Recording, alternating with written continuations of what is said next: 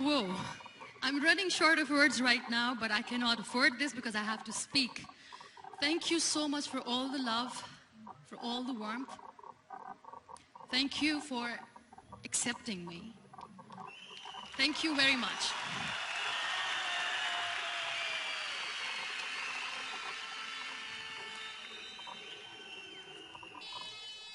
Well, I always start my talk with a disclaimer. And that disclaimer is that I've never claimed to be a motivational speaker. Yes, I do speak, but I feel more like a storyteller because wherever I go, I share a story with everyone. Well, it is a story of a woman whose perfectly imperfect life made her who and what she is today. It's the story of a woman who, in pursuit of her dreams and aspirations, made other people realize that if you think that your life is hard and you're giving up on that because you think your life is unfair, think again. Because when you think that way, you are being unfair to your own self. It's the story of a woman who made people realize that sometimes problems are not too big. We are too small because we cannot handle them.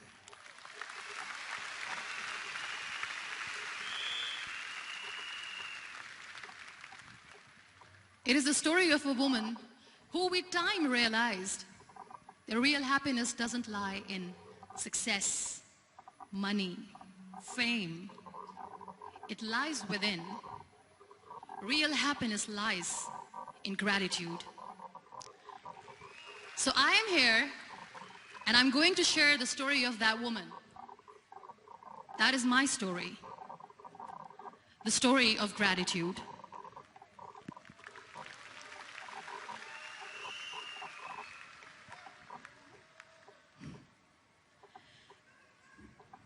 I love you too. I love you all. I believe in the power of words. Many people speak before they think. But I know the value of words. The words can make you, break you, they can heal your soul, they can damage you forever. So I always try to use the positive words in my life wherever I go. They call it adversity, I call it opportunity. They call it weakness, I call it strength. They call me disabled, I call myself differently abled. They see my disability. They see my disability, I see my ability. There are some incidents that happen in your life, and those incidents are so strong that they change your DNA. Those incidents or accidents are so strong that they break you physically. They deform your body, but they transform your soul.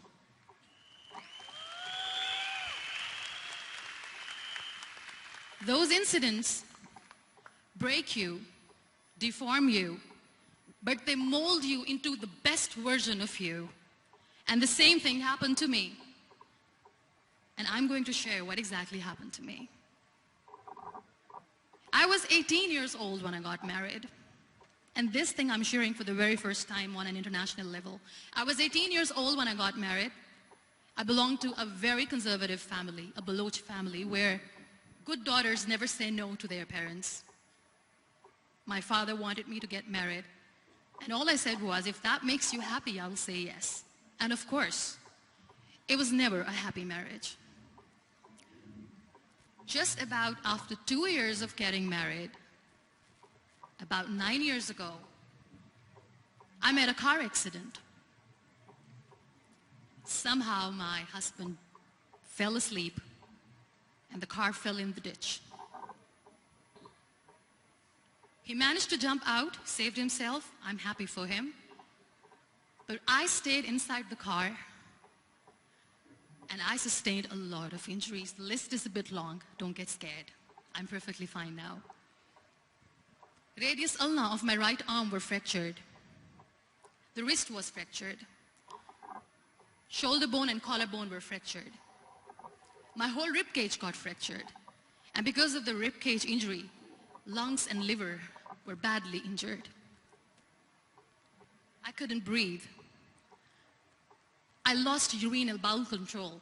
That's why I have to wear the bag wherever I go. But that injury that changed me and my life completely as a person and my perception towards living my life was the spine injury. 3 vertebrae of my backbone were completely crushed, and I got paralyzed for the rest of my life. So this accident took place in a far-flung area in the outskirts of a very small province, Balochistan, where there was no first aid, no hospital, no ambulance. I was in the middle of nowhere in that toppled car. Many people came to rescue. They gave me CPR. They dragged me out of the car. And while they were dragging me out, I got the complete transection of my spinal cord. And now there was this debate going on. Should we keep it here? She's going to die. Where should we go? There is no ambulance. There was this 4-wheeler Jeep standing in the corner of the street. They said, put her in the back of the Jeep and take her to the hospital, which is 3 hours away from this place. And I still remember that bumpy ride. I was all broken. They threw me at the back of the Jeep and they rushed me to the hospital. That is where I realized that my half body was fractured and half was paralyzed. I finally ended up in a hospital where I stayed for 2.5 months. I underwent multiple surgeries. Doctors have put a lot of titanium in my arm. There's a lot of titanium at my back to fix my back. That's why people in Pakistan call me the Iron Lady of Pakistan.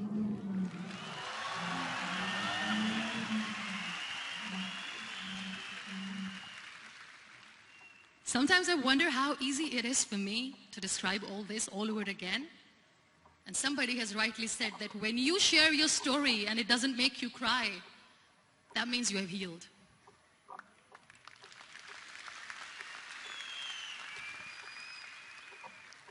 Those 2.5 months in the hospital were dreadful. I will not make up stories just to inspire you. I was at the verge of despair. One day, doctor came to me and he said, well, I heard that you wanted to be an artist, but you ended up being a housewife. I have a bad news for you. You won't be able to paint again because your wrist and your arm are so deformed, you won't be able to hold a pen again. And I stayed quiet. Next day, doctor came to me and said, your spine injury is so bad, you won't be able to walk again. I took a deep breath and I said, it's all right.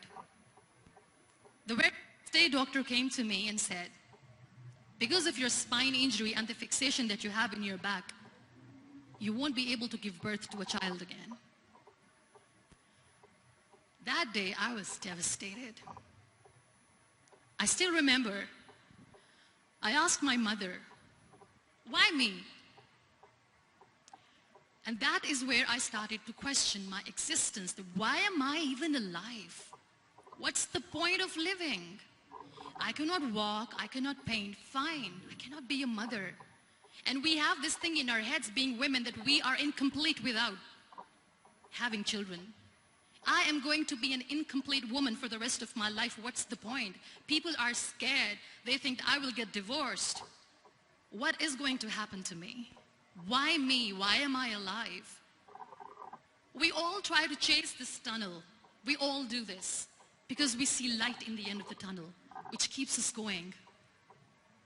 My dear friends, in my situation, there was a tunnel that I had to roll on, but there was no light. And that is where I realized that the words have the power to heal the soul. My mother said to me, this too shall pass. God has a greater plan for you. I don't know what it is, but He surely has.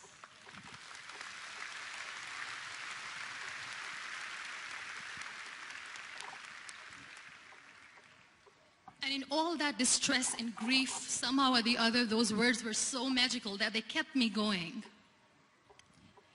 I was trying to put that smile on my face all the time, was hiding. It was so hard to hide the pain, which was there. But all I knew was that if I will give up, my mother and my brothers will give up too. I cannot see them crying with me.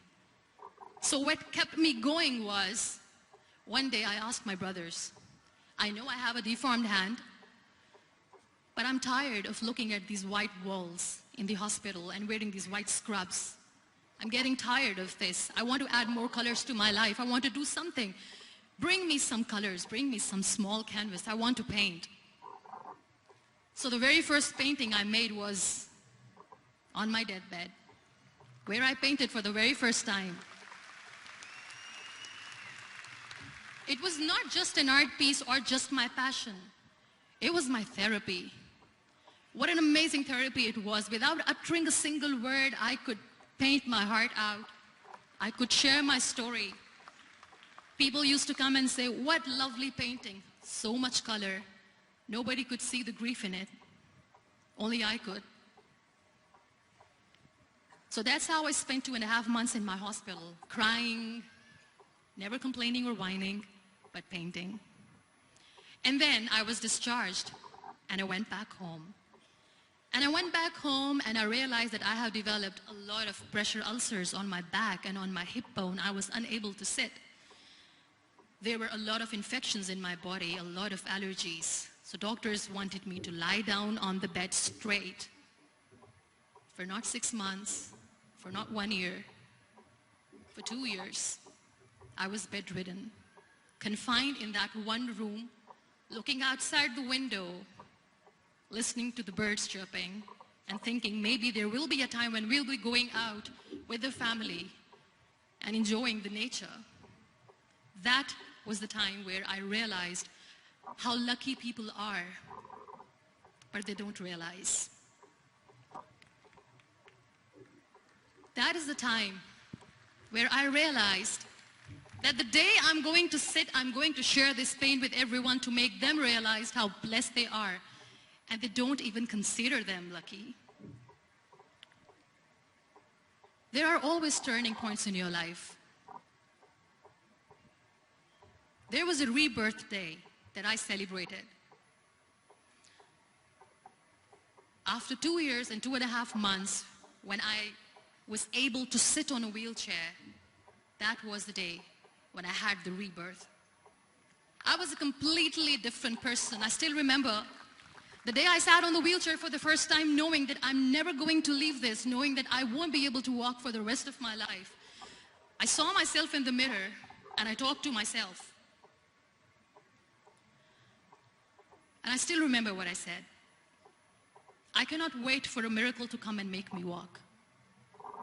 I cannot sit in the corner of the room crying, cribbing, and begging for mercy because nobody has time.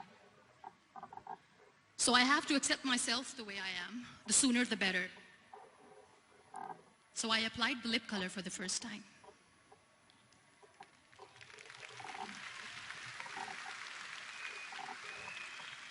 And I erased it. And I cried. And I said, what am I doing? A person on a wheelchair should not do this.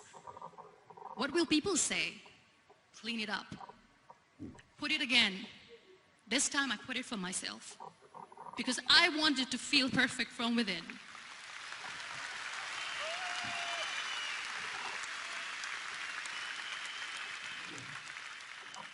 And that day I decided that I'm going to live life for myself. I am not going to be that perfect person for someone. I am just going to take this moment and I will make it perfect for myself. And you know how it all began? That day I decided that I'm going to fight my fears. We all have fears. Fear of unknown, fear of known, fear of losing people, fear of losing health, money. We want to excel in career, we want to become famous, we want to get money. We are scared all the time. So I wrote down one by one all those fears. And I decided that I'm going to overcome these fears one at a time. You know what was my biggest fear? Divorce. I couldn't stand this word.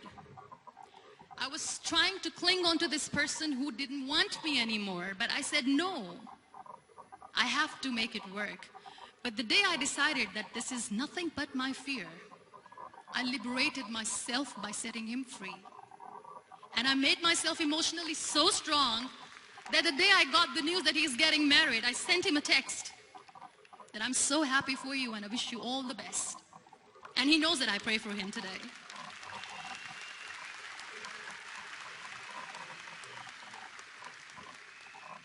My biggest fear, number 2, was I won't be able to be a mother again.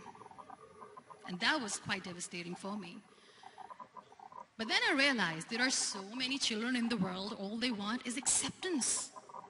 So there is no point of crying, just go and adopt one. And that's what I did.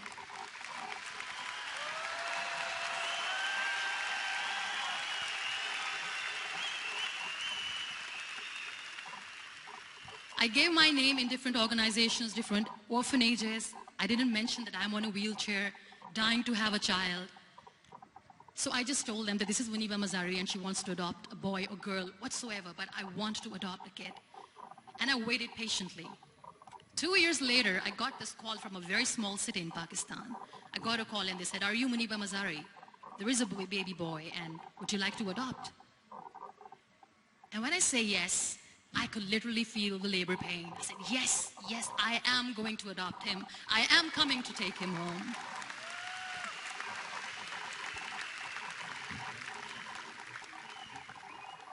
And when I reached there, the man was sitting and he was looking at me from head to toe. And in back of my head, I kept thinking that, oh my God, he's going to say she's on the wheelchair. She doesn't deserve it. How is she going to take care of him? And I looked at him and I said, do not judge me because I'm on the wheelchair. But you know what he said? He said, I know you will be the best mother of this child. You both are lucky to have each other.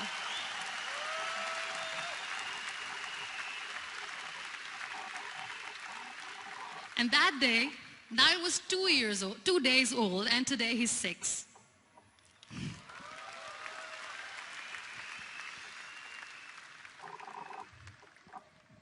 You'll be surprised to know another bigger fear that I had in me.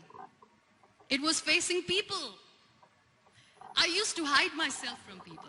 When I was on bed for 2 years, I used to keep the door closed. I used to pretend that I'm not going to meet anyone, tell them that I'm sleeping. You know why? Because I couldn't stand that sympathy that they had for me. They used to treat me like a patient. When I used to smile, they used to look at me and say that, you're smiling, are you okay? I was tired of this question being asked, are you sick? Well, a lady yesterday at the airport asked me, are you sick? And I said, well, besides the spinal cord injury, I'm fine, I guess.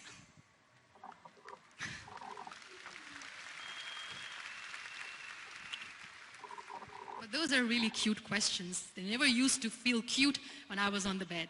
So I used to hide myself from people, knowing that, oh my God, I'm not going to see that sympathy in their eyes.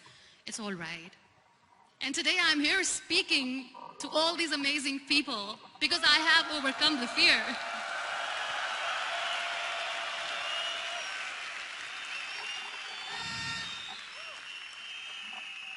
You know, when you end up being on the wheelchair, what's the most painful thing? That's another fear that people on the wheelchair or the people who are differently abled have in their hearts, but they never share. I'll share that with you. The lack of acceptance. People think that they will not be accepted by the people because we, in the world of perfect people, are imperfects. So I decided that instead of starting an NGO for disability awareness, which I know will not help anyone, I started to appear more in public. I started to paint. I always wanted to. I have done a lot of exhibitions. I'm Pakistan's first wheelchair-bound artist. I have done a lot of modeling campaigns, different campaigns for brands like Toni and Guy.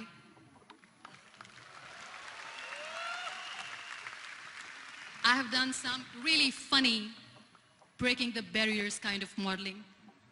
There was this one by the name Clown Town where I became a clown because I know that clowns have hearts too.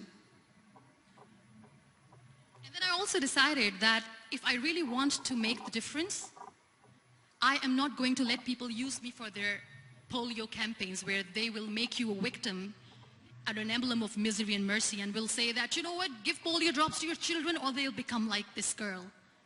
I decided that I'm going to join the national TV of Pakistan as an anchor person. And I've been doing a lot of shows for the last 3 years.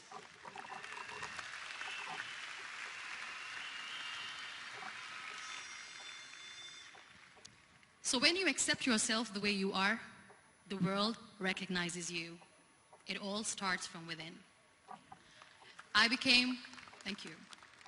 I became the National Goodwill Ambassador for UN Women Pakistan, and now I speak for the rights of women, children. We talk about inclusion, diversity, gender equality, which is a must. I was featured in BBC 100 Women for 2015. I am one of the Forbes 30 under 30 for 2016. And it all didn't happen alone. You all are thriving in your careers. You have bigger dreams and aspirations in life. Always remember one thing. On the road to success, there is always we, not me. Do not think that you alone can achieve things. No. There is always another person who is standing behind you, maybe not coming on the forefront, but behind you, praying for you and supporting you. Never lose that person. Never.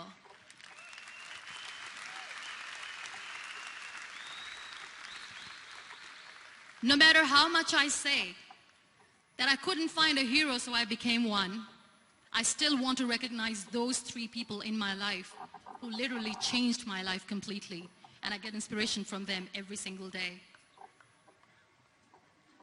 Waleed Khan. Many people know about the terrorist attacks in Pakistan. We have lost many people. And I'm sharing this with a very heavy heart because we actually have lost a lot of people in this huge turmoil of terrorism.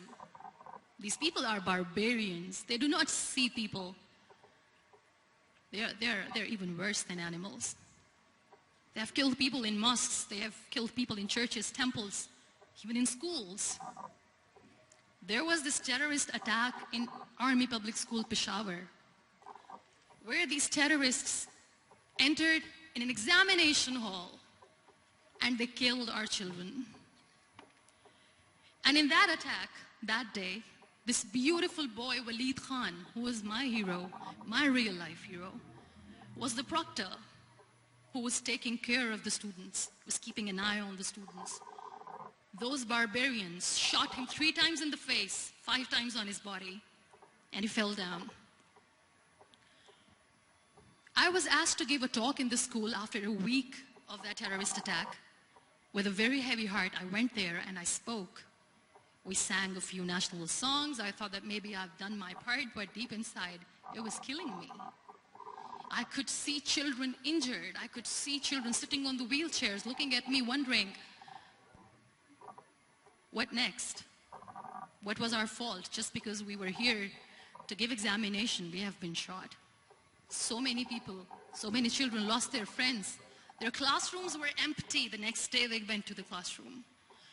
So this kid, Waleed Khan, I was asked that he is in a hospital right now and you have to go and see him and motivate him and tell him that it's going to be okay.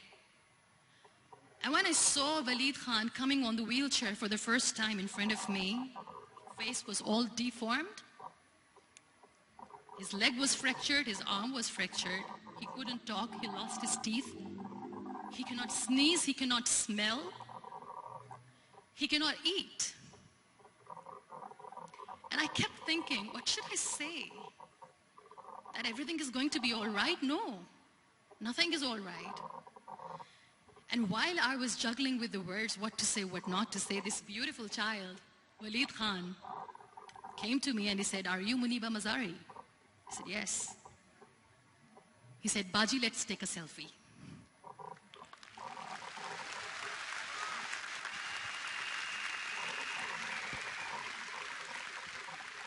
And with that beautiful toothless smile of Waleed Khan, we took that beautiful selfie that I still have with me.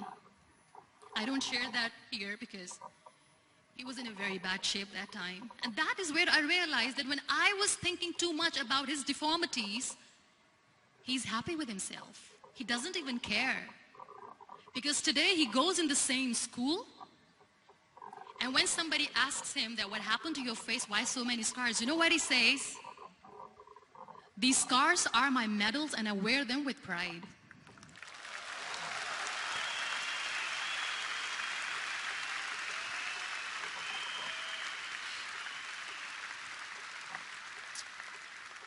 And how beautifully he says the terrorists wanted me not to study. I am going to study. I will become a doctor one day. And this is my way of taking revenge from those terrorists. Another real-life hero, of course, my son. His name is Nile, N-I-L-E, River Nile. I learned so much from this kid. The first and foremost thing is patience. How to be patient when you know that your mother cannot walk, when you know that your mother is different from the other women, when you know that your mother cannot go out and play with you, how to stay calm. He loves football. And when we got the very first football, he was 4 years old. He was super excited. I still remember he came in the room and he said, "Mom, let's play football." And he kept the ball in my feet. And he said, "Let's kick it." And that day I felt disabled. I said, "I cannot kick the ball." And I was down with the same face. He looked at me and he said, "Well, that's all right. Your legs are not working, but your hands do. Let's play catch the ball."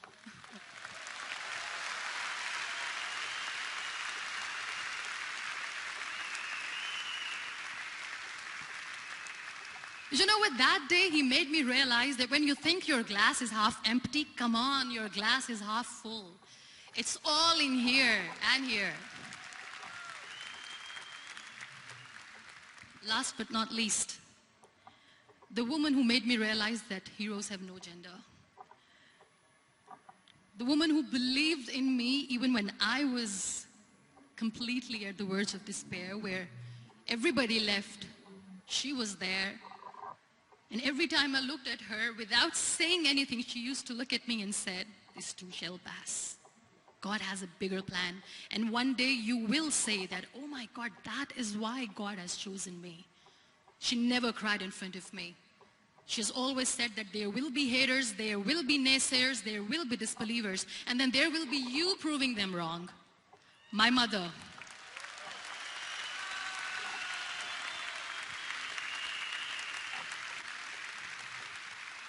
Whatever I am today, I'm nothing without her. I'm nothing without her. Thank you, Mama. I wish you were here. Thank you for making me who I am today.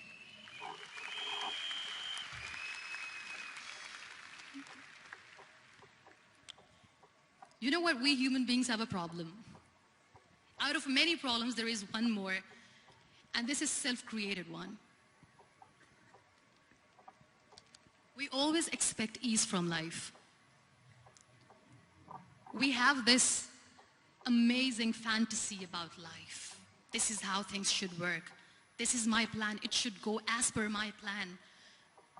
If that doesn't happen, we give up. So my dear friends, let me tell you one thing. I never wanted to be on the wheelchair. Never thought of being on the wheelchair. I was always aspiring to do bigger things, but had no idea that for that I have to pay the price to be where I am today. It's a very heavy price.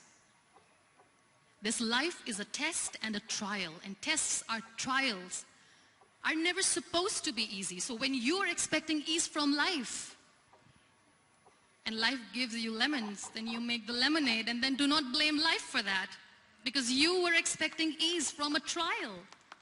Trials make you a stronger, better person.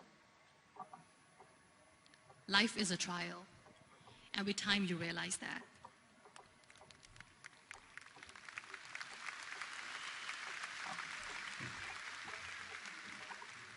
It is okay to be scared.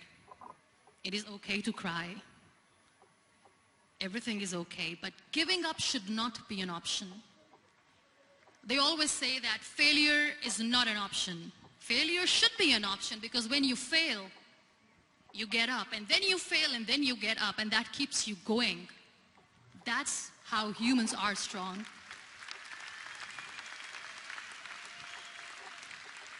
Failure is an option, should be an option, but giving up is not. Never. We have this thing in minds. We call it perfection. We want everything perfect. We want ourselves to be perfect. There is this image in our head about everything. Perfect life, perfect relationships, perfect career, perfect amount of money that we need to earn no matter what. Nothing is perfect in this world. We all are perfectly imperfect, and that is perfectly all right. That's all right. We were sent here not to become the perfect people. Those people who tell you how to look perfect, even those people are imperfect. Trying to fight this fear of looking imperfect. I used to be perfect. I still remember. I got this compliment years ago when I used to walk. Oh my God, look at you. You're fair, you're tall, you're perfect. Look at me now.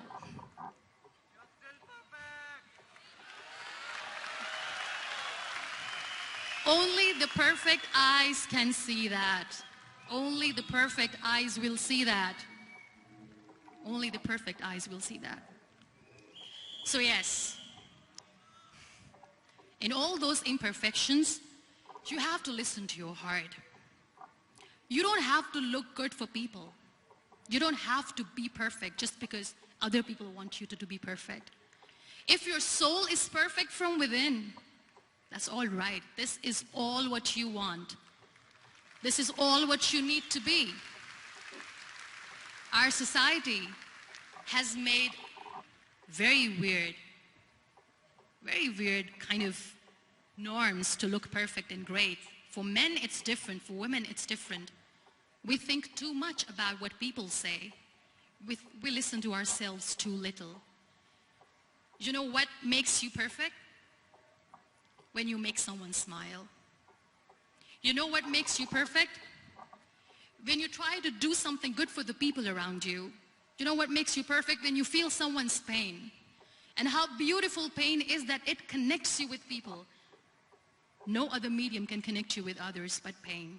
That's why I always say that I'm in pain, and that's a blessing in disguise for me. Today, just because I'm in pain and I'm on the wheelchair, I work for children. Being the head of CSR for a company, we conduct medical camps in far-flung areas of Pakistan where so many kids die because they don't have medical facilities. And I personally believe just because they cannot afford to live doesn't mean we'll let them die. So we give them money, we give them medical treatment, we try to heal their wounds, physical and emotional. And I also work for the beautiful people, we call them third gender, the transgender community of Pakistan. You know what connects me with them? All my imperfections. When I go and I hug them, they never judge me. And this very good friend of mine, her name is Bijli. Bijli means electricity. She calls herself electricity. And I said, are you electricity? She says, no, I'm lightning. I'm as strong as lightning. Because we have very bad power outage, so she doesn't want me to call her electricity. So she says, I am very strong. I'm thunder, I'm lightning. She came to me, and the first time I hugged her, she said, you are just like me. And I said, yes, I am like you. Because to people, we are so imperfect. So how beautiful these imperfections are, that because of these imperfections, you can connect with people. Then why are we all running after being perfect? What's the point?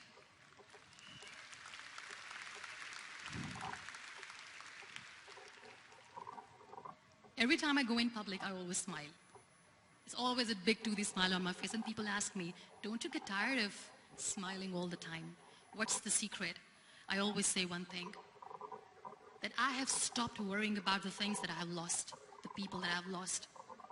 Things and people who were meant to be with me are with me. And sometimes, somebody's absence makes you a better person. Cherish their absence. It's always a blessing in disguise. I always say that people are so lucky they don't even realize. You must be thinking, okay, you're lucky in what sense? Well, the breath that you just took was a blessing.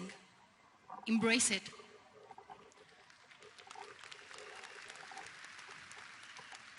There are so many people in the world who are dreaming to live a life that you are living right now. You have no idea. Embrace each and every breath that you are taking. Celebrate your life. Live it. Don't die before your death. We all die.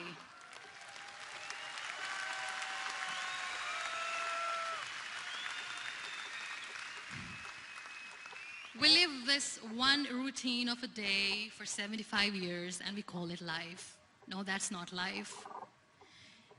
If you're still thinking why you have been sent here, if you're still juggling with the concept of why you are here, you haven't lived yet.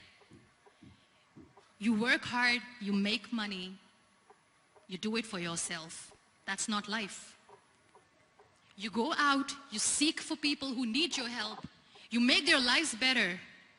You become that sponge which can absorb all the negativity, and you become that person who can emit beautiful, positive vibes. And when you realize that you have changed someone's life, and because of you, this person didn't give up, that is the day when you live. Always.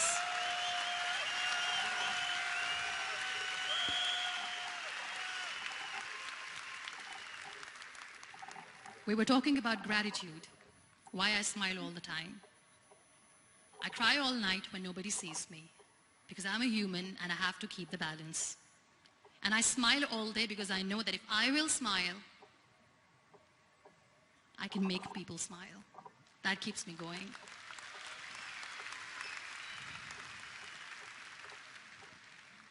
Be grateful for what you have, and you will always, always end up having more.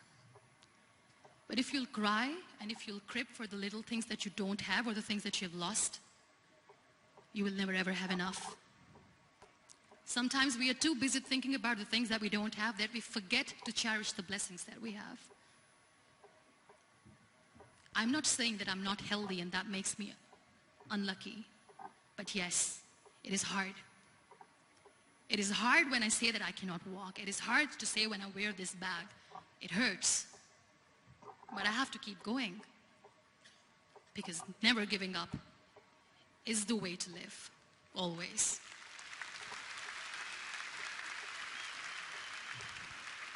So I'll end my talk on a very short note. Live your life fully.